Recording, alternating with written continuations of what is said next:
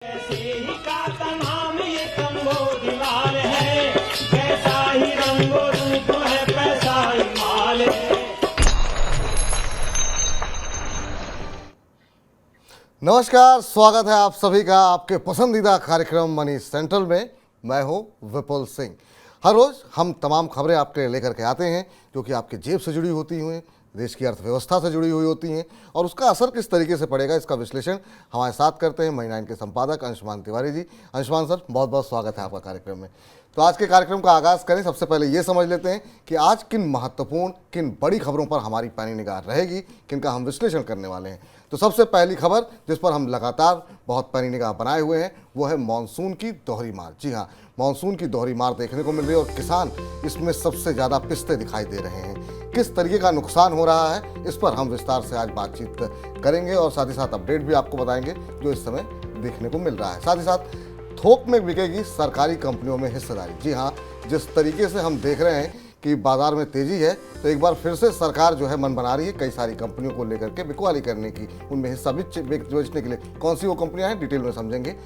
बस स्टार्टअप को लेकर के कई सारी खबरें हैं। बायजूस ने आखिर में क्या कुछ संकेत दिए हैं, ये भी हम डिटेल में चर्चा करेंगे। और महत्वपूर्ण खबर ये कि निवेशक नहीं, प्रमोटर कूट रहे हैं मुनाफा। क्या है पूरी खबर और उसका विश्लेषण समझेंगे आज पूरी डिटेल में। इसके अलावा हम ये भी जानने की कोशिश करेंगे कि अदानी को लेकर के आखिर में सेबी की मुश्किलें क्या हैं और सेबी जो है इसको लेकर के असमंजस की स्थिति में क्यों दिखाई दे रही है। तो इन तमाम खबरों पर करेंगे विस्तार से पर चर्चा, लेकिन शुरुआत करते हैं आज की पहली खबर के साथ। देश में मानसून की बरसात का संतुलन बिगड़ा हुआ है, जिसकी मार खरीफ फसलों की खेती पर पड़ सकती है। एक तरफ उत्तर भारत में भारी बरसात की वजह से कई खरीफ फसलों पर मार पड़ने की आशंका है, तो दूसरी तरफ महाराष्ट्र में कम बरसात का असर गन्ने के उत्पादन पर पड़ सकता है। बिहार, झारखंड, पश्चिम बंगाल के गांगेय क्षेत्र में कम बरसात की वजह से धान की खेती प्रभावित होने की आशंका भी है। सर, मानसून के जो बिगड़े हालात हैं उसमें खरीफ की फसलों को लेकर के क्या कुछ संकेत दिखाई दे रहे हैं? बिल्कुल, मानसून अब दो हिस्सों में बढ़ चुका है। मानसून में एक हिस्सा वो है जहां से मानसून गुजर चुका है, वहां पर डिफिशिएंट रेन्स हैं, और दूसरा हिस्सा वो है जहां मानसून ने सामान्य से ज़्यादा बरसात की है। और आमतौर पर मानसून का ऐसा स्वभाव पिछले एक दशक में पहली बार देखा गया है। तो ये दोहरी मार इसलिए हम कह रहे हैं कि दो तरफा किसानों के लिए चुनौती है। जैसे कुछ आप करीब से आंकड़े देखें तो आपको दिखाई देता है कि अगर आप गुजरात और राजस्थान को देखें, जहाँ जो खरीफ की बुआई के लिहाज से महत्वपूर्ण है, वहाँ पर सामान्य से करीब करीब 60% ज़्यादा बारिश हो चुकी है, लॉन्ग पीरियड एवरेज से ज़्यादा। राजस्थान में करीब, गुजरात में 15% बारिश हो चुकी है सामान्य से ज़्यादा, क्योंकि गुजरात में बिपरजॉय साइक्लोन के कारण बारिश हुई थी, और उसके बाद राजस्थान में तो दूसरा राउंड बारिश का है। यहाँ पर खरीफ की फसल पर सीधा असर पड़ रहा है, क्योंकि खरीफ की बुआई हो चुकी थी और अब इस तेज बारिश के बाद बुरी हालत है। पंजाब के बारे में कल हमने आपको बताया था कि पंजाब में कपास की फसल को लेकर चुनौती है। और दूसरी चीज़ है, पंजाब से ऊपर जो हिमाचल से सटे हुए इलाके हैं, हिमाचल और पंजाब के, उन इलाकों में बारिश के कारण, बाढ़ के कारण जो कैश क्रॉप्स है, जो सब्जियों की फसल है, उसको नुकसान पहुंचा है। दूसरा हिस्सा, अगर आप कम्युलेटिव तौर पर देखें, संचित तौर पर बारिश की स्थिति मौसम विभाग के नक्शे में देखें, तो जो पश्चिम भारत का निचला हिस्सा है, वहाँ से लेकर मध्य भारत से होते हुए पूर्वी भारत तक के हिस्से में, जहाँ पैडी की खेती है, जहाँ मसालों की खेती है, इन सारे हिस्सों में बारिश की कमी है। तो यानी दोनों तरफ से खरीफ की फसल के लिए चुनौती बनी हुई। अभी सरकार की तरफ से आंकड़ा नहीं आया, लेकिन जब पिछड़ा आंकड़ा आया था तब हमने आपको बताया था कि दलहन और पैडी के दोनों की बुआई में कमी आई है, उसमें पिछले साल से सोइंग कम हुई है। अब ऐसा लग रहा है कि अगर ये बारिश का जो दौर है, अतिवृष्टि का दौर है, ये इस समय जारी रहता है, और पिछला हिस्सा तो बारिश के बगैर बीत गया है, तो खरीफ की सोइंग पर 5 से 10% तक की कमी आ सकती है। इस आंकड़े का इंतज़ार रहेगा, लेकिन फिलहाल इस साल कई सारी फसलों के लिए खाद्य बास्केट में मानसून अच्छा साबित नहीं हुआ है। मानसून अच्छा साबित नहीं हुआ फसलों के लिए, लेकिन सर इंफ्रास्ट्रक्चर को लेकर के जो डैमेज देखने को मिला, कहीं तस्वीरें आ रही हैं, पुल ढह जा रहे हैं, कहीं सड़क बह जा रही है, ये क्या, इससे क्या कुछ समझ में आ रहा है और ये किस तरह की विफलताएं दिखा रहा है? ये पहली बार हमने खासतौर से उत्तर भारत में पहाड़ी इलाकों को छोड़ भी दिया, जब पहाड़ी इलाकों में भी, पर्वतीय इलाकों में भी ऐसी स्थिति जैसी हमने हिमाचल में देखी, कुछ वर्षों पहले उत्तराखंड में देखी थी, और शहरी इलाकों में जो हमने देखा, इससे एक बड़ी नसीहत हमें दिखती है भारत के बुनियादी ढांचे के तौर पर। हाल में ताज़ा बने हुए जो एक्सप्रेसवेज हैं, जो ताज़ा बने हुए सड़कें हैं, उनमें दरारें हैं। अगर आप देखें तो उससे समझ में आता है कि भारत का इंफ्रास्ट्रक्चर क्लाइमेट क्लाइमेट चेंज वाली आपदाओं के लिए तैयार नहीं है बिल्कुल। और इन इंफ्रास्ट्रक्चर की प्लानिंग में, तैयारियों में अब यह ध्यान रखा जाना जरूरी है कि जिस तरीके की फ्लैश फ्लड्स, पर्यावरण में जिस तरीके के बदलाव, अचानक होने वाली बारिश, उन इलाकों में जिन इलाकों में कभी संभावना भी नहीं जाहिर की जाती, 60%, 70% सामान्य से अधिक बारिश हो रही है, वहाँ क्लाइमेट चेंज के लिहाज से मजबूत इंफ्रास्ट्रक्चर की तामीर भी करनी होगी और तैयारी भी करनी होगी। इसकी लागत ज़्यादा होगी। हालांकि समस्या केवल भारत की ही नहीं है, अमेरिका में भी हम फ्लैश फ्लड्स की समस्या देख रहे हैं 2 दिन से लगातार। अमेरिका के शहरों में भी यही स्थिति बनी हुई। तो पूरी दुनिया इंफ्रास्ट्रक्चर की तैयारियों में इंफ्रास्ट्रक्चर को लेकर, क्लाइमेट चेंज के खतरों से को लेकर तैयार नहीं दिखती। इस बीच खुले बाजार में चावल बेचने के सरकार के प्रयास को ठंडा रिस्पांस मिलने के बाद सरकार अब खुले बाजार में चावल बेचने के लिए ओएमएसएस योजना में बदलाव कर सकती है। केंद्रीय खाद्य सचिव ने ओएमएसएस योजना में बदलाव के संकेत दिए हैं। भारतीय खाद्य निगम पिछले हफ्ते ओएमएसएस योजना के तहत नीलामी के जरिए खुले बाजार में 3.86 लाख टन चावल बेचने के लिए बोलियां आमंत्रित की थी, लेकिन सिर्फ 170 टन चावल ही बिक पाया है। चावल की बिक्री को ये ठंडा रिस्पांस ऐसे समय मिला है जब विदेशी बाजार में चावल की कीमतों में लगातार बढ़ोतरी देखने को मिल रही है। सर, चावल के लिए ओएमएसएस स्कीम चल नहीं रही है, अब इसके लिए क्या कुछ बदलाव हो सकते हैं? फिलहाल अभी तो ओएमएसएस स्कीम में जो व्यवहारिक बदलाव थे, जिसमें दिखाई दे रहा था कि ओपन मार्केट में चावल नहीं बिक रहा है, पर एक दिलचस्प स्थिति दिख रही है। राज्य सरकारें केंद्र से चावल मांग रही हैं अपनी वितरण के लिए, लेकिन केंद्र सरकार राज्यों को चावल फिलहाल देने की बात नहीं कर रही है, बल्कि खुले बाजार में अनाज की योजना, जिसको समर्थन नहीं मिल रहा है, केवल 170 टन चावल बेचा गया है। कीमतें कम करने की संभावना कम दिखाई देती है। अब मौजूदा परिस्थिति में डिस्ट्रीब्यूशन के स्तर पर या जो सेल्स के स्तर पर सरकार को ओपन मार्केट स्कीम में बदलाव करने पड़ेंगे। हालांकि ये बात भी खाद्य मंत्रालय की तरफ से एक बड़ी मीटिंग के बाद आई। इस बैठक में 17 राज्यों के फूड मिनिस्टर भी मौजूद थे। अब जहां सरकार ने कहा कि उसे अपना बफर स्टॉक मेंटेन करना जरूरी है, यानी जो सुरक्षित अनाज भंडार है उसे बनाना ज़रूरी है, लेकिन अगर खुले बाजार में अनाज के ग्राहक या चावल के ग्राहक नहीं मिल रहे हैं तो इसे राज्य सरकारों को भी देने पर सरकार को सोचना चाहिए, क्योंकि कई राज्य सरकारें मांग रही हैं इस समय केंद्र सरकार से चावल। जी, इधर लंबे समय से कमजोर खपत की मांग झेल रहे देश के ग्रामीण क्षेत्र में खपत बढ़ने की उम्मीद जगी है। ग्रामीण क्षेत्रों में महंगाई घटने और दैनिक दिहाड़ी बढ़ने की वजह से खपत बढ़ने की संभावना जताई जा रही है। मई के दौरान देश के ग्रामीण क्षेत्रों की महंगाई दर शहरी क्षेत्रों के मुकाबले कम रही है। ग्रामीण क्षेत्रों में रिटेल महंगाई दर 4.17% थी, जबकि शहरी क्षेत्रों में ये दर 4.27% थी। जून के दौरान भी ग्रामीण महंगाई में कमी की उम्मीद है। वहीं एक्सपर्ट का मानना ये है कि ग्रामीण क्षेत्रों में औसत दिहाड़ी में 20 से 30 बेसिस पॉइंट की बढ़ोतरी हो सकती है। ग्रामीण दिहाड़ी बढ़ने और महंगाई में कमी से खपत बढ़ने की उम्मीद जग रही है। सर, ग्रामीण खपत को लेकर के जो आंकड़े की गुंजाइश की जा रही है, आप कैसे पढ़ रहे हैं इन्हें? अभी संभावना के तौर पर 2 बड़े महत्वपूर्ण फैक्टर हैं जिनको ग्रामीण इलाकों में मांग के तौर पर देखना चाहिए, और जो हमारे पास हाई फ्रिक्वेंसी आंकड़े या डेटा आते हैं उनके आधार पर देखें तो पहले एफएमसीजी कंपनियों के आंकड़े देखें अगर पिछली तिमाही के, तो उन्हें ग्रामीण इलाकों से मांग में कोई बड़ी बढ़ोतरी नहीं दिखाई दी। तो इसका मतलब है कि ग्रामीण बाजारों में अभी सुस्ती बनी हुई है, खरीद नहीं है। दूसरी चीज़ ये कि खरीफ के मौसम की बुआई के दौरान ही मनरेगा में रोजगारों की मांग बढ़ी, यानी मनरेगा में मजदूर ज़्यादा मौजूद थे जबकि खरीफ की बुआई नहीं हो पा रही थी। तो एक महत्वपूर्ण बात है। इसका मतलब यह है कि लेबर मार्केट में, रूरल एरिया के लेबर मार्केट में दबाव है, अभी वेजेस की या मजदूरी की दरें नहीं बढ़ रही। और तीसरी महत्वपूर्ण बात यह कि जून और जुलाई का जो महंगाई का आंकड़ा है वो सबसे महत्वपूर्ण होने वाला है, क्योंकि जून के आंकड़े में हमें मानसून की देरी और फिर उसके बाद मानसून में अतिवृष्टि दोनों का असर दिखाई देगा फसलों की महंगाई के तौर पर, जो खासतौर पर सब्जियों और अनाजों की महंगाई इसे लेकर, और इसका असर में जुलाई में भी दिखाई देगा। तो ऐसी स्थिति में और कुछ इलाकों में, कुछ ग्रामीण इलाकों में बारिश न होने के कारण मानसून की, कुछ इलाकों में सामान्य से काफ़ी ज़्यादा बरसात होने की स्थिति में ग्रामीण इलाकों को लेकर अभी कंपनियों से अगर आप बात करें, इस शेयर बाजार के निवेशकों से बात करें, तो वो थोड़ा सतर्क हैं, क्योंकि उनको लग रहा है कि अभी रूरल इकोनॉमी में रिवाइवल की या वहाँ से मांग आने की संभावना नहीं दिखाई देती। अगली 2 तिमाही के बाद स्थिति स्पष्ट होगी कि क्या ग्रामीण इलाकों से कुछ नई मांग निकल कर आई है। तो अगले 2 तिमाही के अंदर जो है ये थोड़ी सी स्पष्टता आएगी, जिस तरीके का बिखरा हुआ मानसून है, कि वाकई में ग्रामीण मांग में बढ़ोतरी होती है या नहीं होती है। इधर वित्त वर्ष 2023-24 के लिए पेश हुए बजट में सरकारी कंपनियों के विनिवेश से कमाई के लिए तय 51,000 करोड़ रुपए के लक्ष्य को हासिल करने के लिए सरकार 5 सरकारी कंपनियों में ऑफर फॉर सेल के जरिए हिस्सा बेच सकती है। रिपोर्ट में सरकारी अधिकारी के हवाले से कहा गया कि रेलवे, खनन और उर्वरक मंत्रालय के दायरे में आने वाली कंपनियों में सरकार हिस्सा बेच सकती है। सर, सरकार कौन कौन सी क्षेत्र की कंपनियों में या किन किन कंपनियों में हिस्सा बेच सकती है, और ये जो टाइमिंग है इसके पीछे क्या कारण देखते हैं आप? विपुल, जो नाम आ रहे हैं कंपनियों के, उनमें रेलवे की दो कंपनियां हैं, एक राइट्स और एक रेल विकास निगम, और इसके अलावा फर्टिलाइजर सेक्टर की कंपनियां हैं, राष्ट्रीय फर्टिलाइजर केमिकल लिमिटेड और नेशनल फर्टिलाइजर्स लिमिटेड। इन कंपनियों के ऑफर फॉर सेल के जरिए जो तत्काल क्विक की जाने वाली बिक्री है, शेयर बाजार में तेजी है, सरकार तात्कालिक तौर पर इसका लाभ उठा लेना चाहती है। इसमें कुछ कंपनियां बड़ी रिस्ट्रक्चरिंग के लिए, स्ट्रेटेजिक सेल के लिए, प्राइवेटाइजेशन के लिए भी रखी गई थी, लेकिन फिलहाल सरकार इनकी थोड़ी हिस्सेदारी बाजार में बेचकर पैसा जुटा लेना चाहती है, क्योंकि शेयर बाजार में तेजी का दौर चल रहा है और उसका लाभ लेने की कोशिश की जा रही है। ऑफर फॉर सेल सरकार इससे पहले भी लाती रही है।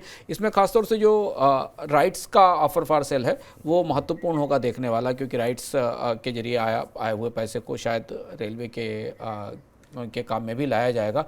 फिलहाल सरकार को 51,000 करोड़ रुपए का बजट लक्ष्य पूरा करना है जो विनिवेश के लिए लाया गया है, तो इन कंपनियों के ऑफर फॉर सेल जल्दी आ सकते हैं। जल्दी आ सकते हैं इन कंपनियों के ऑफर फॉर सेल, क्योंकि सिर्फ शेयर बाजार के निवेशक ही नहीं, सरकार भी शेयर बाजार की तेजी का फायदा उठाना चाह रही है। इधर दिग्गज स्टार्टअप कंपनियों में कॉर्पोरेट गवर्नेंस को लेकर उठे सवालों के बाद सरकार ऐसी कंपनियों के लिए कॉर्पोरेट गवर्नेंस को लेकर रेगुलेटरी नियम तैयार करने पर विचार कर रही है। रिपोर्ट में कहा गया है कि कंपनी मामलों का मंत्रालय ऐसी व्यवस्था पर काम कर रहा है जिससे ईज ऑफ डूइंग बिजनेस प्रभावित ना हो और दिग्गज स्टार्टअप कंपनियों में कॉर्पोरेट गवर्नेंस के मामले भी ठीक हो सकें। सर, स्टार्टअप्स के मामले को लेकर के काफ़ी बड़ी बड़ी बातें कही जा रही थी, अब ये पॉलिसी बदलने की आखिर में नौबत आई क्यों? सरकार, ऐसा लगता है कि बायजूस के पूरे मामले से सरकार को नसीहत मिली है। पूरे स्टार्टअप स्पेस में एक अजीब तरीके की उथल पुथल और ट्रांजिशन चल रहा है। बड़ी स्टार्टअप कंपनियां क्राइसिस में हैं, बंद हो रही हैं, उनके अंदर ट्रांसपेरेंसी के गहरे सवाल उठ रहे हैं, नौकरियां जा रही हैं और उनके बिजनेस मॉडल एक्सप्लोड हो रहे हैं। सरकार को बायजूस के पूरे मामले के बाद शायद समझ में आया कि भारत में स्टार्टअप्स के लिए कोई रेगुलेशन नहीं है, और इस स्तर तक के रेगुलेशन नहीं है कि उनसे उनके समय पर रिजल्ट्स भी नहीं मांगे जा सकते, जो आमतौर पर कंपनी व्यवस्था में, कंपनियों की व्यवस्था में संहिता का एक सामान्य व्यवस्था होता है, एथिकल व्यवस्था है कि कंपनी समय पर अपने नतीजे घोषित करे। इतनी बड़ी बड़ी कंपनियां जो इतना ह्यूज प्रचार करती हैं, ब्रांडिंग करती हैं, इतने बड़े बिजनेस मॉडल लेकर आती हैं, वो समय पर अपने नतीजे भी नहीं बताती हैं। अब सरकार को ये नसीहत मिली है और इसलिए ऐसे संकेत हैं कि बड़े स्टार्टअप्स को रेगुलेट करने के लिए कानून लाया जाएगा। इसमें खास तौर पर जो बात बायजूस के मामले में खुलकर साबित हुई कि भारत का जो अकाउंटिंग रेगुलेटर था उसे पता ही नहीं है कि बायजूस के भीतर क्या हो रहा है। बायजूस के ऑडिटर ने जब छोड़कर बाहर निकला तब पता चला कि बायजूस के भीतर का अकाउंटिंग और कंप्लायंस के महत्वपूर्ण इश्यूज थे। तो ये कानून महत्वपूर्ण होगा देखने की दृष्टि से कि किस तरह से इन कंपनियों के ऊपर, स्टार्टअप कंपनियों के ऊपर पारदर्शिता के नियम लगाए जाएंगे, क्योंकि अभी तक जो अकाउंटिंग की ट्रांसपेरेंसी है, कंपनीज एक्ट के तहत जो ट्रांसपेरेंसीज हैं वो आमतौर पर बड़ी कंपनियों पर लागू होती। प्राइवेट लिमिटेड कंपनियों के लिए काफ़ी कम नियम है, और उनमें प्राइवेट लिमिटेड कंपनियों में भी छोटी कंपनियों के बीच और बड़ी कंपनियों के बीच में आकर खड़े हो जाते हैं यूनिकॉर्न, $1 बिलियन के वैल्यूएशन वाले डेकाकॉर्न आ जाते हैं। इनके कामकाज में पारदर्शिता बेहद जरूरी है। तो शुक्र है कि सरकार इस कानून को लेकर आ रही है, जिससे हमें पता चलेगा कि इन कंपनियों के भीतर क्या चल रहा है। तो किस तरह के बदलाव हो सकते हैं सर कानून में? तीन चार बदलावों की संभावना दिखाई दे रही है। एक बात तो ये कि अकाउंटिंग के नियम बदलेंगे, ऐसा लगता है संकेत के तौर पर, क्योंकि अकाउंटिंग में ट्रांसपेरेंसी नहीं और कई सारे स्टार्टअप कंपनियों के अकाउंट्स अभी प्रॉपरली वेरीफाई और क्लियर होकर सामने नहीं आते हैं। ऑडिटर्स, प्राइवेट ऑडिटर्स पर डिपेंड होते हैं, जो ऑडिटर्स अपने हिसाब से अकाउंट बनाने में मदद करते हैं। दूसरी चीज़ है कि ट्रांसपेरेंसी और सूचनाओं के बारे में पारदर्शिता के नियम इसके साथ आ सकते हैं, जो सरकार इस बात की तैयारी कर रही है। और इसके साथ उनके लिए कुछ और नए गवर्नेंस के, कॉर्पोरेट गवर्नेंस के रूल तय किए जा सकते हैं, और करना बहुत ज़रूरी है। आपने बायजूस की स्थिति में देखा कि बायजूस के निवेशकों ने बायजूस के मालिक को ही बोर्ड से हटाने की का प्रस्ताव पेश कर दिया, यानी जिस व्यक्ति का आइडिया था, जिसने कंपनी बनाई थी, उसी के कामकाज, उसी के आचरण पर निवेशकों का भरोसा नहीं। तो ये तीनों हिस्से भारत के स्टार्टअप की कहानियों को दागदार करते हैं। अकाउंटिंग में अपारदर्शिता होना, कॉर्पोरेट गवर्नेंस के गंभीर इशू और सही ढंग से कंपनी के बारे में जानकारी न मिलना। उम्मीद है कि कानून इसे ठीक करेगा। तो उम्मीद है कि जल्द ही ये कानून जो है इस तरीके के बनेंगे कि चीज़ों में पारदर्शिता जो है वो दिखाई दे। इस बीच सुप्रीम कोर्ट के एक फैसले के बाद ऑटो इंश्योरेंस कंपनियों की उलझन बढ़ गई है। कोर्ट ने यह कहा कि कंपनी को थर्ड पार्टी बीमे का भुगतान व्यक्ति की आर्थिक स्थिति को देखकर करना होगा। इंडस्ट्री से जुड़े जानकारों का कहना है कि फैसले के बाद थर्ड पार्टी बीमा दावों में पीड़ितों को मुआवजा भुगतान बढ़ने की संभावना बढ़ गई है। सर, सुप्रीम कोर्ट के इस फैसले के बाद बीमा कंपनियां काफ़ी उलझन में दिखाई दे रही हैं, इसकी क्या खास वजह? सुप्रीम कोर्ट ने बीमा कंपनियों के पूरे थर्ड पार्टी इंश्योरेंस के पूरे मॉडल को हिला दिया है एक तरह से जब इसे आप इनसे बात करें तो समझ में आता है। सुप्रीम कोर्ट ने ये कहा है कि जो थर्ड पार्टी इंश्योरेंस के क्लेम का भुगतान है वो उस व्यक्ति के कामकाज को देखकर किया जाना चाहिए, वो कैसा काम करता है। पहले हम आपको बता दें, थर्ड पार्टी इंश्योरेंस वो इंश्योरेंस होता है जिसमें अगर आपकी वाहन से किसी तीसरे व्यक्ति को चोट लगती है, किसी चलने वाले को, तो उसको जो बीमा का भुगतान किया जाता है वो आपकी पॉलिसी में कवर होता है। यानी अगर आप धोखे से आपके वाहन से किसी को चोट होती है, दुर्घटना होती, तो अपनी पॉलिसी से के जरिए क्लेम लेकर उसका भुगतान कर सकते हैं। थर्ड पार्टी इंश्योरेंस है। सुप्रीम कोर्ट ने अपने बेहद दिलचस्प और बड़े अनोखे फैसले में यह भी कहा कि जो सुप्रीम कोर्ट का ऑब्जर्वेशन था उसमें 4 जुलाई को जो आया था, उसने कहा कि अगर एक सड़क पर कोई रिक्शे वाला है और उसे इंजरी होती है किसी के कार की दुर्घटना से, तो उसके लिए तो उसकी कमाई की सारी संभावनाएं बंद हो गई हैं, लेकिन एक व्यक्ति जो ऑफिस में बैठा है या घर पर बैठकर काम कर रहा है, शायद उसकी जीविका पर इस दुर्घटना का उतना असर ना पड़े। अब इसके इंटरप्रिटेशन, इसकी अलग अलग व्याख्याएं हैं। कंपनियां मान रही कि इसके बाद उनकी थर्ड पार्टी की देनदारी और ज़्यादा बढ़ जाएगी। तो कंपनियों के थर्ड पार्टी की देनदारी बढ़ने का मतलब यह है कि इंश्योरेंस की कीमत बढ़ना, और वो कीमत उन लोगों के लिए बढ़ेगी जो कार का या वाहन का इंश्योरेंस कराने वाले हैं। अगर ये नियम लागू किया जाता है तो थर्ड पार्टी इंश्योरेंस के लिए मुआवजों के आकार बढ़ जाएंगे उन पॉलिसीज़ में, उस पॉलिसीज़ के में लोगों को ज़्यादा प्रीमियम चुकाना पड़ेगा। तो ये स्थिति यहाँ पर दिखाई दे रही है कि अब थोड़ा सा बीमा को लेकर के बीमा कंपनियां इस वजह से यहाँ पर परेशान दिखाई दे रही हैं। लेकिन इधर देश में सेमीकंडक्टर उत्पादन को बढ़ावा देने की सरकार की कोशिशों को बड़ा झटका लगा है। ताइवान की सेमीकंडक्टर कंपनी फॉक्सकॉन भारतीय कंपनी वेदांत के साथ हुए करार से बाहर हो गई है। फॉक्सकॉन ने सोमवार को करार से बाहर होने की घोषणा की। वेदांत और फॉक्सकॉन ने पिछले साल फरवरी में ही करार किया था, जिसके तहत दोनों कंपनियां मिलकर गुजरात में सेमीकंडक्टर उत्पादन के लिए प्लांट लगाने वाली थीं। लेकिन अब फॉक्सकॉन के पीछे हटने से सेमीकंडक्टर उत्पादन के लिए प्लांट का भविष्य अधर में लटक गया है। हालांकि एक रिपोर्ट में यह भी कहा गया है कि सरकार ने फॉक्सकॉन को अकेले ही प्लांट स्थापित करने का ऑफर दिया हुआ है। सर, सेमीकंडक्टर मामले को लेकर के तमाम हम मंत्रियों के भी बयान सुन रहे थे कि अब पूरी तरीके से आत्मनिर्भर होगा और हम विदेशों में भेजेंगे। ये कितना बड़ा झटका है? ये बड़ा झटका लगा सरकार को, और फॉक्सकॉन का जाने पर काफ़ी हलचल है सरकार के भीतर, क्योंकि सेमीकंडक्टर को लेकर ये बड़ी परियोजना थी। जब PLI आई थी, करीब $19.5 बिलियन, $19.5 बिलियन के इन्वेस्टमेंट की बात थी। फॉक्सकॉन ने एकदम चौंका दिया सरकार को। कल सरकार की तरफ से जो प्रतिक्रिया आई, उस प्रतिक्रिया में भी बहुत खुलकर कुछ कहा नहीं, बस केवल ये कहा गया कि फॉक्सकॉन और वेदांता जो इसकी पार्टनर कंपनी थी, वो दोनों भारत के सेमीकंडक्टर मिशन और मेक इन इंडिया कार्यक्रम के प्रति प्रतिबद्ध हैं। लेकिन कंपनी ने कहा कि वेदांता के साथ अब इस संयुक्त उपक्रम में आगे नहीं जाएगी। अभी हाल में ये प्रधानमंत्री अमेरिका की यात्रा पे थे, तो माइक्रॉन के साथ भी एक करार की बात हुई थी जिसमें कि सेमीकंडक्टर की असेंबली और पैकेजिंग लगाने की बात थी। तो फॉक्सकॉन एक अकेला बड़ा प्रस्ताव था जो भारत में सेमीकंडक्टर का फैब लगाने की तैयारी कर रहा था, बनाने की तैयारी कर रहा था, जबकि माइक्रॉन का जो फैसला है वो असेंबलिंग और पैकेजिंग के लिए और टेस्टिंग प्लांट लगाने के लिए है। अब ऐसी स्थिति में अभी फिलहाल सरकार की तरफ से स्पष्ट नहीं किया गया। फॉक्सकॉन ने अपनी घोषणा कर दी है। वेदांता की तरफ से कहा गया कि बाकी और कंपनियां हैं जिनसे वो बात कर रहे हैं और उनको साथ में लेकर आएंगे, पर क्या फॉक्सकॉन को अकेले निवेश की इजाज़त दी जाएगी? पॉलिसी में बदलाव किया जाएगा, भारतीय भागीदार उसमें नहीं होगा, ये देखने की बात होगी। और फॉक्सकॉन क्यों बाहर जा रही है ये भी अभी पूरी तरह स्पष्ट नहीं है। हालांकि वेदांता के साथ आगे जाने के लिए वो तैयार नहीं है। सेमीकंडक्टर की प्रक्रिया काफ़ी लंबा निवेश मांगती है, काफ़ी सारी तैयारियां मांगती है, और भारत को अभी उस तरीके का ढांचा बनाने में समय लगेगा। लेकिन फॉक्सकॉन का बाहर जाना यकीनन, विपुल आप बिल्कुल सही कह रहे हैं, भारत की सेमीकंडक्टर योजनाओं के लिए बड़ा झटका है, और इसे लेकर सरकार की तरफ से चीज़ें संभालने की कोशिश की जा रही है। तो बड़ा झटका है भारत के जो सेमीकंडक्टर को लेकर के योजनाएं थी, और बड़ा झटका जेट एयरवेज को भी लगता हुआ दिखाई दे रहा है। जी हाँ, एक समय देश की दिग्गज एयरलाइन रही जेट एयरवेज का वापस ऑपरेशन शुरू होने की उम्मीद अब लगभग खत्म हो गई है। एयरलाइन के कर्जदारों ने सुप्रीम कोर्ट में साफ कह दिया है कि नेशनल कंपनी लॉ ट्रिब्यूनल की तरफ से एयरलाइन को फिर से शुरू करने के लिए चलाया जा रहा रेजोल्यूशन प्लान असफल हो गया है। ऐसे में एयरलाइन को बंद कर देना चाहिए। कर्जदारों ने सुप्रीम कोर्ट को बताया कि एयरलाइन की ओनरशिप लेने वाला जालान कॉलरॉक कंसोर्शियम ने अभी तक एयरलाइन में कोई भी निवेश नहीं किया गया है, इसलिए उसे बंद कर देना चाहिए। सर, ये पहली बार देख रहे हैं जो कर्जदार हैं वो कह रहे हैं कंपनी बंद हो जाए।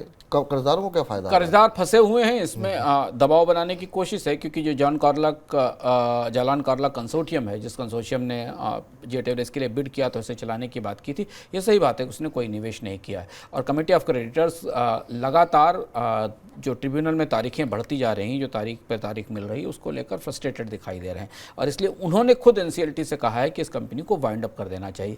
वैसे भी जेट एयरवेज के रिवाइवल की संभावनाएं बेहद सीमित लगती हैं मौजूदा परिस्थिति में, जबकि हमारे पास एक और बड़ी एयरलाइंस बैंक्रप्सी के सामने खड़ी है जो कि गो फर्स्ट है और स्पाइस जेट में कई तरीके की समस्याएं चल रही हैं। तो जेट एयरवेज के रिवाइवल के लिए बिडिंग करने वाली कंपनी की तरफ से भी पूरी तरह से इससे संकल्प या उस तरीके की प्रतिक्रिया नहीं दिखती कंपनी को रिवाइव करने के लिए, फंड्स के लिए। तो जॉन कार्लॉग का जो बयान छपा है वो भी कहा है कि जो डेट है रिजोल्यूशन की, उसके बाद फंड्स का इन्फ्यूज़न इसमें किया जाएगा, लेकिन अभी जो रिजोल्यूशन का प्लान है उस पर काम चल रहा है। लेकिन अगर आप इन सारी टेक्निकल चीज़ों के आसपास देखें तो ऐसा लगता है कि जेट एयरवेज के उड़ने की संभावनाएं ना के बराबर दिखाई दे रही हैं। Punjab national bank, IDBI, Canara bank, ICICI bank का करीब 8,000 करोड़ रुपया जेट एयरवेज पर बकाया है। तो अगर इसके लिक्विडेशन की प्रोसेस शुरू हो गई इसके रिवाइवल की संभावना के बाद, तो जो एसेट्स बची होंगी वो बेच दी जाएंगी और बैंकों को जो पैसा मिलना होगा वो उन्हें इससे मिल जाएगा। बैंक के चाहते हैं कि मामला लंबे समय तक लटका ना रहे, अगर ये रिवाइव नहीं हो सकती तो इसे बंद किया जाए। तो जेट एयरवेज के उड़ने की संभावना ना के बराबर है, लेकिन क्या गो फर्स्ट उड़ पाएगी? कर्ज संकट में फंसी एयरलाइन के रेजोल्यूशन प्रोफेशनल की तरफ से एयरलाइन को बेचने के लिए आमंत्रित किए गए एक्सप्रेशन ऑफ इंटरेस्ट यानी ईओआई के बाद वाडिया समूह भी एयरलाइन को खरीदने के लिए आवेदन कर सकता है। रिपोर्ट में कहा गया कि इसके लिए वाडिया समूह पार्टनर की तलाश कर रहा है और उसके साथ ज्वाइंट बिडिंग कर सकता है। अगर वाडिया समूह अपनी ही एयरलाइन के लिए बिडिंग करता है तो अपनी तरह का ये पहला मामला होगा। हालांकि रिपोर्ट में एक्सपर्ट के हवाले से कहा गया कि वाडिया समूह ने एयरलाइन के कर्ज को लेकर डिफॉल्ट नहीं किया है, ऐसे में वो एयरलाइन को खरीदने के लिए बिडिंग कर सकता है। सर, ये वाडिया समूह अपनी कंपनी के लिए बिडिंग करेंगे, ये संभव है क्या सर? ये बड़ा दिलचस्प और अनोखा मामला है। गोफर्स पर जब से हम चर्चा कर रहे हैं, हम लगातार मनी सेंट्रल में बता रहे हैं कि अपनी ही कंपनी को बैंकरप्ट घोषित कर देना और फिर उसी कंपनी को खरीदने की कोशिश करना एक अनोखी चीज़ है जो अभी तक भारत के बैंकरप्सी कानून के ताज़ा इतिहास में नहीं हुआ है। और इसलिए एनसीएलटी अदालत को या बैंकरप्सी अदालत को तय करना होगा कि बैंकरप्ट करने के पीछे इंटेंशन क्या था और उसे दोबारा खरीदने के पीछे इंटेंशन क्या है। ये बात बिल्कुल सही कि इसमें एक तकनीकी पहलू है कि वाडिया समूह आज तक अपने किसी कर्ज की देनदारी में डिफॉल्ट नहीं हुआ है, लेकिन वाडिया समूह का तर्क है कि तकनीकी कारणों से उसे जहाज न मिलने के कारण, जो उसकी इंजन सप्लायर थी उसके साथ सहमति न बनने के कारण कंपनी नहीं चल पा रही थी। लेकिन कंपनी पर भारी कर्ज भी है और वो कर्ज की देनदारी कैसे चुकाई जाएगी, बड़ी दुविधा है बैंक्रप्सी कोर्ट के सामने, क्योंकि ये अपने आप में एक नज़ीर या प्रेसिडेंट बनेगा अगर वाडिया समूह खुद बिड करता है। हालांकि इसके संकेत विपुल शुरुआत से ही थे। जब वाडिया समूह ने बैंक्रप्सी डिक्लेयर की थी तब भी हम लोगों ने मनी सेंट्रल की चर्चाओं में कहा था कि वाडिया समूह ही वापस इसे खुद खरीदने की कोशिश करेगा। ऐसी परिस्थिति में एयरलाइंस को आज की स्थिति में जेट एयरवेज का किस्सा हमने आपके सामने अभी बताया कि जेट एयरवेज को खरीदने वाला कोई ग्राहक बाजार में नहीं मिल रहा, जिसने बिड किया है वो भी उसे चलाने की स्थिति में नहीं दिखाई देता। ऐसी स्थिति में गो फर्स्ट को खरीदेगा कौन और चलाएगा कौन मौजूदा परिस्थिति में? तो इसका फायदा वाडिया समूह उठा सकता है और इसे दोबारा खरीदने की कोशिश कर सकता है। पर एनसीएलटी की अदालत क्या ये प्रेसिडेंट या ये नज़ीर सेट करेगी कि जिस मैनेजमेंट ने कंपनी को बैंकरप्ट कर दिया या बैंकरप्ट करके उसे एनसीएलटी के दरवाजे तक, दहलीज तक पहुंचा दिया, वही मैनेजमेंट उसे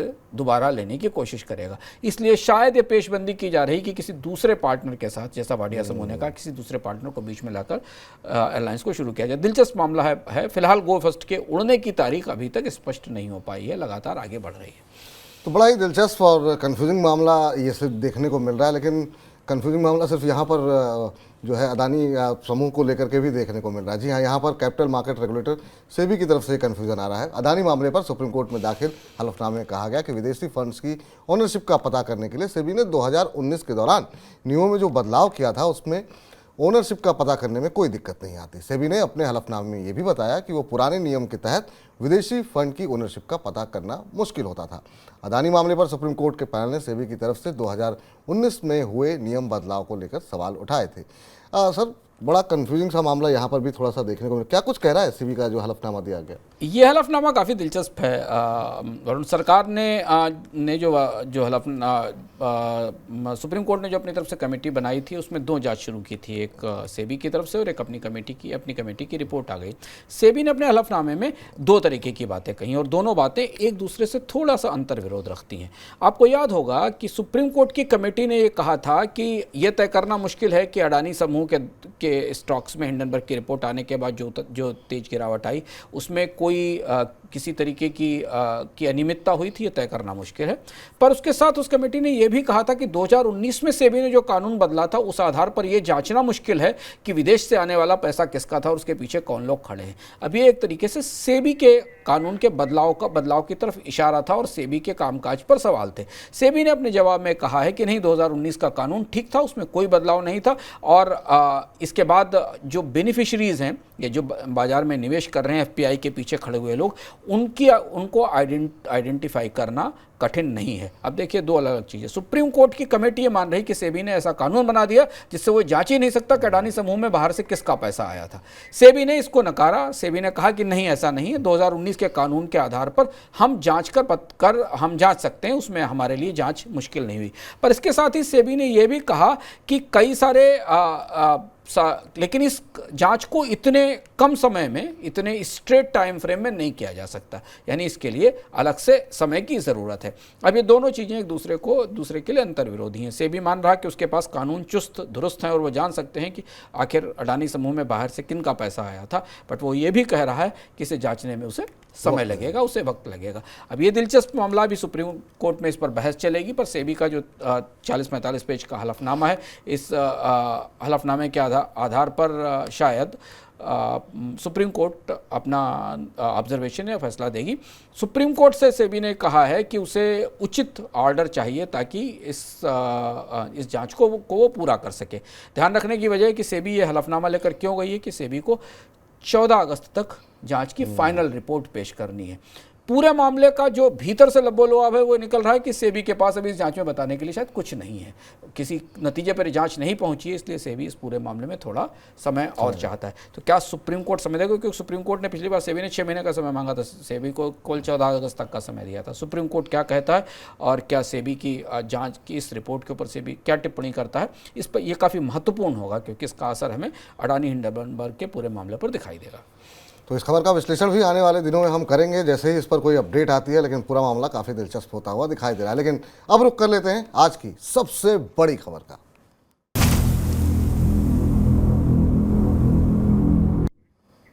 दुनिया की फैक्ट्री कहे जाने वाले चीन में डिफ्लेशन का खतरा बढ़ने लगा है। जून के दौरान चीन में मांग घटी है, उपभोक्ता महंगाई निचले स्तर पर देखने को मिली और फैक्ट्रियों में तैयार सामान की कीमतें और कम हो गई। ये तमाम संकेत चीन की अर्थव्यवस्था में सुस्ती का इशारा कर रहे हैं और चीन में डिफ्लेशन का खतरा बढ़ने लगा है। जून के दौरान चीन में महंगाई दर फरवरी 2021 के बाद सबसे निचले स्तर पर दर्ज की गई और फैक्ट्रियों में तैयार सामान की कीमतें 5.4% घटी हैं, जो दिसंबर 2015 के बाद सबसे निचला स्तर है। सर, ये जो आंकड़े निकल करके आ रहे हैं, ये क्या कुछ संकेत दे रहे हैं? दो बड़े आंकड़े आए और जिनकी संभावना के आधार पर पूरी दुनिया में काफ़ी खलबली है चीन की अर्थव्यवस्था को लेकर कि चीन की अर्थव्यवस्था डिफ्लेशन में या मंदी के दौर में जा रही। डिफ्लेशन का मतलब है कि वहाँ मांग ही नहीं है, कीमतें नहीं बढ़ रही। एक बड़ा आंकड़ा जो आया कि चीन में जो कंज्यूमर इन्फ्लेशन है वो 0% रह गई घटकर, यानी कोई कीमतें नहीं बढ़ी क्योंकि बाजार में मांग नहीं थी। और दूसरी चीज़ ये कि चीन का जो प्रोड्यूसर्स प्राइसेस इंडेक्स है, यानी जो इसे आप जैसे समझें कि भारत का कंज्यूमर प्रोडक्शन इंडेक्स जिसको CPI कहा जाता है वो 0 हो गया चीन में, और जो भारत का WPI है जिसको कि थोक मूल्य सूचकांक भारत में कहा जाता है, जिसे वहाँ प्रोड्यूसर्स प्राइस इंडेक्स कहा जाता है, 2015 के बाद उसमें सबसे तेज गिरावट आई, 5.4% की गिरावट आई। ये दोनों महत्वपूर्ण और बड़े मजबूत संकेत हैं जो बताते हैं कि चीन की अर्थव्यवस्था डिफ्लेशन के दौर में जा रही, जहाँ मांग ना होने के कारण कीमतें नहीं बढ़ रही हैं। ये संभावना इसमें दिखाई दे रही। अच्छा, डिफ्लेशन जब भी चीन की डिफ्लेशन इसलिए चुनौतीपूर्ण है क्योंकि चीन अपने आप में बहुत बड़ा उपभोक्ता भी है और खपत भी है चीन के अंदर। चीन के बाजार की भीतरी खपत पर बहुत सारे कंपनियों के दुनिया के निर्यातकों का दारोमदार है और चीन की अर्थव्यवस्था में रिवाइवल पर ही दुनिया की अर्थव्यवस्था के उभरने की संभावनाएं भी छिपी हुई हैं। अब चाइना में दो बड़े संकेत फिलहाल अभी मिल रहे हैं। ऐसा माना जा रहा है कि एक तो जो कोविड का असर था और उस कोविड के असर के दौरान जिस तरीके का गतिरोध पूरी चाइनीज़ अर्थव्यवस्था में आया, उसके बाद लोगों के वेतन नहीं बढ़े, लोगों के पास लेबर वेजेस नहीं बढ़े। इसका असर चीन में मांग के तौर पर कमी के तौर पर समझ में आया। और दूसरा ये कि बाज़ार में जनरल डिमांड नहीं है। अब आप पूरे तार अगर जोड़कर देखें, पिछले 3-4 महीने से जो आंकड़े आ रहे हैं चीन का निर्यात घटने का, चीन के कंज्यूमर प्राइस प्रोडक्शन में गिरावट का, वो सब हम मिलकर हमें एक तरफ एक ऐसा इशारा कर रहे हैं कि चीन कंज्यूमर डिफ्लेशन की कगार पर पहुंच गया है, जहां पर कीमतें नहीं बढ़ेंगी और ये खतरनाक है, चिंताजनक भी है। शेयर बाजार से क्या संकेत मिल रहे हैं सर? फॉरेन जो विदेशी निवेशक हैं निवेश कर रहे हैं, उन पे क्या असर देखने को मिल रहा है? तात्कालिक तौर पर अगर आप शेयर बाजार को देखें तो शेयर बाजार में से निकासी चल रही है, और ये भी एक दूसरा पहलू है। जनवरी के बाद से चीन की सरकार लगातार इस बात का संकेत दे रही थी कि चीन की अर्थव्यवस्था में बढ़ोतरी होगी, ग्रोथ आएगी, लेकिन अब धीमे धीमे जैसे जैसे और नीचे के ग्रेनुलर आंकड़े आ रहे हैं, खपत के आंकड़े आ रहे हैं, महंगाई के आंकड़े आ रहे हैं, उससे दिखाई दे रहा है कि निवेशक चीन से अप्रैल के बाद से शुरू हुआ, अप्रैल मई के बाद से विदेशी निवेशकों ने चीन के बाज़ारों से पूंजी निकाली है, वहाँ बिकवाली शुरू की है। ऐसे आंकड़े रेफिनेटिव का आंकड़ा हम पढ़ रहे थे कि मेनलैंड चाइना से करीब करीब 1.71 बिलियन डॉलर के आसपास का निवेश बाहर निकला है, चीन के भीतर से निवेश बाहर गया है और हांगकांग के एक्सचेंजेस पे भी बिकवाली दिखाई दी है। यानी जो फॉरेन फ्लो चीन के स्टॉक मार्केट में है उसमें तेज गिरावट हमें दिखाई दे रही। यह भी इस बात का संकेत है कि निवेशकों को मीडियम टर्म में चीन की अर्थव्यवस्था में डिमांड की रिकवरी की संभावना नहीं दिख रही है। तो चीन की करेंसी युआन में जो गिरावट देखने में वो भी इसी से जुड़ी हुई है? इसको लेकर चीन की सरकार काफ़ी परेशान है। चीन की सरकार ने बल्कि कुछ विदेशी बैंकों की जांच पड़ताल भी की है इस मामले को लेकर। युआन चूँकि इकोनॉमिक रिकवरी नहीं है, अर्थव्यवस्था में गिरावट है और अब इस तरीके के आंकड़े आ रहे हैं जहां मांग नहीं है, तो चीन के युआन में तेज कमजोरी आई है और चीन के युआन में बिकवाली भी काफ़ी हुई है। हाल में जो चीन का केंद्रीय बैंक है उसने कुछ विदेशी बैंकों से पूछताछ भी इस मामले में की है। तो अर्थव्यवस्था को लेकर जो माहौल बन रहा है वो माहौल चीन की करेंसी पर सबसे ज़्यादा भारी पड़ रहा है। आमतौर पर चीन अपनी अर्थव्यवस्था में करेंसी के डिवैल्यूएशन पर या उसकी कम कीमत का फ़ायदा उठाता है, लेकिन ऐसा पहली बार हुआ विपुल लंबे समय के बाद, जनवरी के बाद, कि चीन का युआन एशिया की सबसे कमज़ोर मुद्राओं में बदल गया, पर उसके बाद भी चीन के निर्यात में बढ़ोतरी नहीं हुई, उसका फ़ायदा निर्यातकों को नहीं मिला। तो जो तीनों मोर्चे हैं, डोमेस्टिक इकोनॉमी में कंजम्पशन का मोर्चा, स्टॉक मार्केट में विदेश से निवेश का मोर्चा और विदेशी मुद्रा बाजार में करेंसी का मोर्चा, ये तीनों के तीनों जो इंजन हैं या तीनों के तीनों हिस्से अचानक चीन की अर्थव्यवस्था का संतुलन डगमगाने लगा है, लड़खड़ाने लगा है और एक डिफ्लेशन की संभावना बन रही है। अब ये जो सुस्ती जिसका जिक्र अभी आप कर रहे थे विश्लेषण करके, उसका असर अंतर्राष्ट्रीय बाजारों पे क्या होगा सर? क्योंकि मेटल सेक्टर में हमने देखा डिमांड आ ही नहीं रही है, उसका असर भारतीय मेटल सेक्टर में भी पड़ रहा है। ओवरऑल अंतर्राष्ट्रीय बाजारों पर आप कैसा असर देख रहे हैं चीन की सुस्ती? चीन दुनिया की फैक्ट्री है, टरबाइन है, और दुनिया की अर्थव्यवस्था में जो अभी ताजे आकलन आए थे, आपने जनवरी फरवरी मार्च तक के था, उसमें इस बात की संभावना जाहिर की गई थी कि चीन की अर्थव्यवस्था सुस्त तो पड़ेगी पर उसमें 5%, 4.5-5% की आर्थिक विकास दर रहेगी। पर अब जो आंकड़े हमें मिल रहे हैं जुलाई में आकर, मई जून के जो आंकड़े मिल रहे हैं, उस हिसाब से तो चीन की अर्थव्यवस्था में इतनी विकास दर होने की संभावना नहीं है। तो अब अगले 1 महीने के भीतर पूरी दुनिया की आर्थिक विकास दर के आकलनों में फिर बदलाव होगा और हम आपको बताएंगे। मनी सेंट्रल में बदलाव इसलिए होगा क्योंकि दुनिया में जिस किस्म की मंदी है, जिस किस्म के रिसेशन की संभावना इस साल के दौरान जाहिर की जा रही थी, चीन की अर्थव्यवस्था के सिंक होने के कारण, डिफ्लेशन के कारण, उसमें और ज़्यादा तेज गिरावट आने की संभावना दिखाई दे रही है। तो अब दुनिया की एजेंसियाँ चीन के आंकड़ों पर करीब से नज़र रख रही हैं। ग्रोथ के आकलन बदलेंगे, ग्रोथ के प्रोजेक्शंस भी बदलेंगे पूरी दुनिया के और इसका असर ग्लोबल ट्रेड पर दिखाई देगा। भारत की रोशनी में अगर आप देखें तो अगर अंतर्राष्ट्रीय अर्थव्यवस्था में गिरावट आती है तो उसका एक बड़ा योगदान चीन की अर्थव्यवस्था से आता है, क्योंकि चीन सबसे बड़ी दुनिया की इकोनॉमीज़ में, और जब चीन की अर्थव्यवस्था सुस्त पड़ती है तो दुनिया का ट्रेड भी, ग्लोबल ट्रेड भी कमज़ोर होता है। हमें इसका असर भारत के निर्यातों पर दिखाई देगा। तो चीन अब चिंता की बड़ी वजह है। देखिए, कच्चे तेल की कीमतों में बढ़ोतरी की तमाम कोशिशें, उत्पादन घटाने तक की कोशिशों के बाद भी कच्चा तेल पूरी ताकत के बाद भी $80 नहीं जा पा रहा है, $75 से $76 के आसपास है। इसकी बड़ी वजह चीन की अर्थव्यवस्था में बढ़ती और गहराती मंदी है। तो चीन की अर्थव्यवस्था में अगर सुस्ती गहराती है तो इसका असर दुनिया भर के बाजारों पर निश्चित रूप से देखने को मिलेगा और कहीं ना कहीं असर देखने को मिल भी रहा है।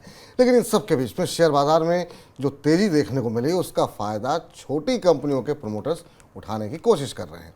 प्रमोटर्स अपनी कंपनियों के शेयर्स की बिक्री ओपन मार्केट में कर रहे हैं। बीते 3 महीने में करीब 110 कंपनियों ने 16,000 करोड़ रुपए से ज़्यादा के शेयर्स की बिक्री ओपन मार्केट में की। आपको बता दें, पिछले 3 महीने में निफ्टी में 10% से ज़्यादा की तेज़ी देखने को मिली है, जबकि निफ्टी मिड कैप 100 में 18% और स्मॉल कैप में 20% की तेज़ी देखने को मिली है। यहाँ पर सर, आपसे जानना चाहेंगे किस सेक्टर के प्रमोटर्स सबसे ज़्यादा अपनी इक्विटी बेच रहे हैं और आखिर में क्या कारण क्या देख रहे हैं इसके? काफ़ी डाइवर्स सा सेल ऑफ दिख रहा है और बड़ा दिलचस्प है बाजार का इस समय मिजाज। बाजार में प्रमोटर्स ब्लॉक डील कर रहे हैं, बाजार में प्रमोटर्स थोक में अपनी इक्विटी प्राइवेट इन्वेस्टर्स को बेच रहे हैं और बाजार में प्रमोटर्स इस तेजी में अपनी हिस्सेदारी बेच रहे हैं। जो आंकड़े ताज़ा आए हैं जिनके बारे में विपुल ने आपको बताया कि 110 कंपनियां हैं और 16,000 करोड़ की बिकवाली, वो काफ़ी डाइवर्स लगता है। ऐसा नहीं कि किसी एक ही सेक्टर में चल रहा हो, उसमें छोटी और मझोली कंपनियां, ऑटो सेक्टर की कंपनियां हैं, कुछ मेटल सेक्टर की कंपनियां हैं, एक दो कंपनियां पावर और साइंस एंड टेक्नोलॉजी सेक्टर की हैं। ये सारी वो कंपनियां हैं जिनके प्रमोटर्स ने बिकवाली की है और किस लिए की, ज़्यादा जानना ज़रूरी है। ये बिकवाली कंपनी में किसी नए निवेश के लिए नहीं की गई है, ना कोई कर्ज उतारने के लिए की गई। आप कह सकते हैं कि अडानी समूह तो अपनी हिस्सेदारी इसलिए बेचने को मजबूर है कि उसे कर्ज उतारना है। ये विशुद्ध रूप से बाजार में मुनाफा वसूली करने के लिए की गई है। चूँकि प्रमोटर्स को लग रहा है कि बाजार में तेजी है और इस समय मुनाफा कमाने का मौका है, तो वो अपनी ही हिस्सेदारी बाजार में बेचकर उससे मुनाफा कमा रहे हैं। हमने ये प्रक्रिया बड़ी कंपनियों में ब्लॉक डील्स के तौर पर भी देखी थी, जहां प्रमोटर्स ने ब्लॉक डील्स की हैं या एफआईज ने एक दूसरे से ब्लॉक डील की हैं। तो बाजार में छोटे प्रमोटर्स और छोटी कंपनियों के प्रमोटर्स का ये रुख बता रहा है कि वो बाजार की इस तेजी का लाभ लेना चाहते हैं। सर, ये जो ट्रेंड देखने को मिल रहा है, ये बाजार की दिशा के बारे में क्या बता रहा है? और सबसे महत्वपूर्ण सवाल, जो रिटेल निवेशक है उसके लिए कुछ फ़ायदा है कि नहीं है? बाजार की दिशा के बारे में अगर आप ध्यान से देखें, अर्थव्यवस्था के जो मैक्रो पिक्चर हैं, जो बड़े आंकड़े हैं, वो तो बाजार के मौजूदा हाल से थोड़ा सा अलग हैं। भारतीय अर्थव्यवस्था में इस साल गिरावट रहेगी, सरकार भी मान रही है 5-5.5% की आर्थिक विकास दर रहेगी। अभी हमने चीन की अर्थव्यवस्था में गिरावट, ग्लोबल इकोनॉमी में स्लो डाउन की बात कही है। तो बाजार के रुख में ये है कि तेजी आई है। तेजी कई सारे कारणों से आई, खासतौर से स्मॉल कैप और मिड कैप में तेजी इसलिए आई क्योंकि पिछली वाली तेजी में इन सेक्टर ने पार्टिसिपेट नहीं किया था, तो इसलिए वहाँ पर एक अच्छा तेजी का माहौल बना था। विदेशी निवेशक चूंकि अब चाइना से निकल रहे हैं, तो भारतीय बाजार में थोड़ा पैसा आ रहा है, जो मैंने आपको बताया था।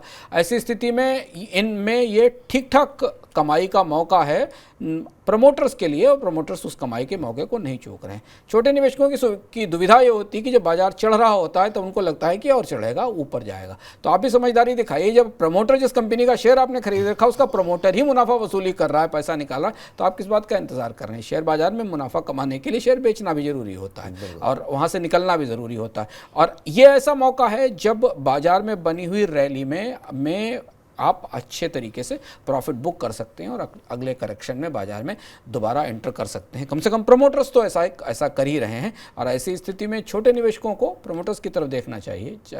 और अगर आपको लगता है कि आपका स्टॉक वैल्यूएशन के लेवल पर वहाँ पहुँच चुका है जहाँ से आपको प्रॉफिट बुक करने की संभावना दिखती है, तो आप निश्चित तौर पर प्रॉफिट बुक करिए, क्योंकि तेजी का भी एक अपना ट्रैप होता है, जैसे मंदी का ट्रैप होता है। और अगर आप बाजार में तेजी में फंसे और उसके बाद एक सही समय पर बाहर से नहीं निकले, क्योंकि बाजार में घुसने से पहले सबसे महत्वपूर्ण तर्क होता है कि बाजार से निकला कब जाए, ये तय करना ज़रूरी होता है घुसने से पहले। तो ये वो निकलने का मौका है। कम से कम प्रमोटर्स तो यही संकेत दे रहे हैं अपने इस व्यवहार से।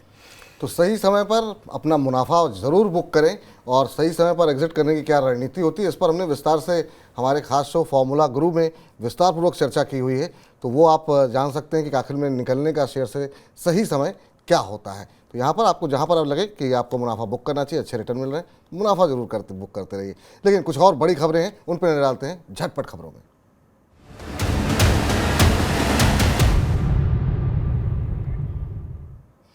सरकारी जीवन बीमा कंपनी एलआईसी की मुश्किलें कम होने का नाम नहीं ले रही। जून तिमाही के दौरान एलआईसी को प्रीमियम से होने वाली कमाई में 7% की गिरावट दर्ज की गई।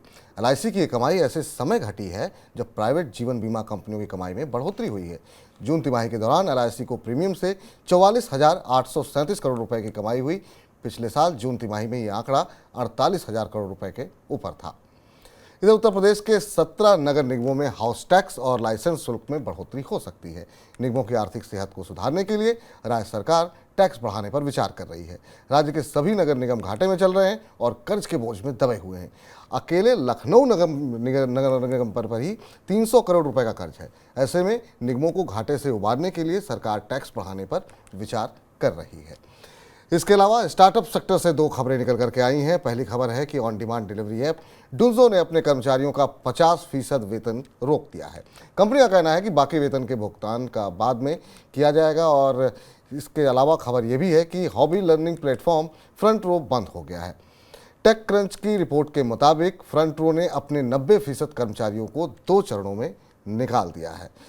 इसके अलावा आपको बता दें कि जीएसटी में बदलाव को लेकर के व्यापारियों में रोष दिखाई दे रहा है। कल हमने आपको बताया था कि जीएसटी को लेकर के सबसे खतरनाक बदलाव हो गया है और इस खबर पर पूरे डिटेल में चर्चा हम अपने कल के मनी सेंट्रल में करेंगे। इधर डेटा प्रोटेक्शन बिल में एज ऑफ कंसर्न यानी कि सहमति की आयु को कम किया जा सकता है और पूरी खबर पढ़ने के लिए आप हमारी वेबसाइट पर जा सकते हैं। सर, इनमें से इन तमाम झटपट खबरों में से आप कुछ खबरों पर टिप्पणी करना चाहेंगे? डुंजो में ले ऑफ हुआ था, हमने अप्रैल में मैं आपको बताया था 300 कर्मचारी निकाले गए थे और अब डुंजो में की आर्थिक स्थिति गड़बड़ा रही है। तो आश्चर्य की बात है कि डुंजो ने करीब $75 मिलियन के आसपास का एक फ़ंड भी रेज़ किया था, लेकिन उसके बाद भी इसको गूगल का बैक्ड फंड है। पर ये जो डुंजो की कंपनी की स्थिति थोड़ी कमज़ोर होती दिखाई दे रही है स्टार्टअप के तौर पर। और दूसरी महत्वपूर्ण खबर उत्तर प्रदेश सरकार में नगर निगमों में हाउस टैक्स बढ़ने को लेकर है।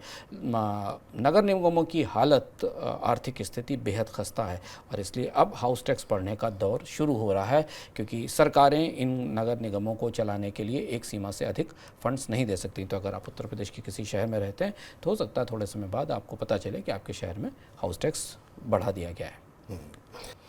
अंशुमान सर, बहुत बहुत शुक्रिया, बहुत बहुत धन्यवाद तमाम खबरों का विश्लेषण करने के लिए और विस्तार से बताने के लिए कि किस खबर का क्या असर रहेगा। बहुत बहुत धन्यवाद आपका। लेकिन आपको हम ये भी बता दें कि इस कार्यक्रम को समेटने का तो वक्त हो गया है, लेकिन इन तमाम जो खबरें हैं उनको विस्तार से आप money9.com पे जाकर के पढ़ सकते हैं। और ख़ास तौर से रिलायंस के शेयर में हम देख रहे हैं कि रिकॉर्ड तेज़ी देखने को मिल रही है। क्या है पूरा मामला, हमने फॉर्मूला गुरु में विस्तार से जो चर्चा की थी, आखिर में क्यों ये रिकॉर्ड तेज़ी है, कब तक रहेगी, इन तमाम विषयों को लेकर के आप हमारी तुरंत वेबसाइट पर जाइए और वहाँ पर ये खबर आपको न सिर्फ पढ़ने को मिलेगी बल्कि हमारा फॉर्मूला गुरु देख करके आप समझ सकते हैं कि अभी रिलायंस के शेयर में किस तरह की रणनीति बनाई जा सकती है। तो कार्यक्रम को समाप्त करते हैं। आप मनी9 के तमाम प्लेटफॉर्म के साथ बने रहिए, चाहे वो हमारा यूट्यूब हो, चाहे वो हमारा ऐप हो। ऐप जरूर डाउनलोड कर लीजिए और money9.com पे सभी खबरें आपको विस्तार से मिल जाएंगे। फिलहाल के लिए इजाजत दीजिए, नमस्कार। ऐसे ही का तमाम ये तंगो दीवार है, कैसा ही रंगो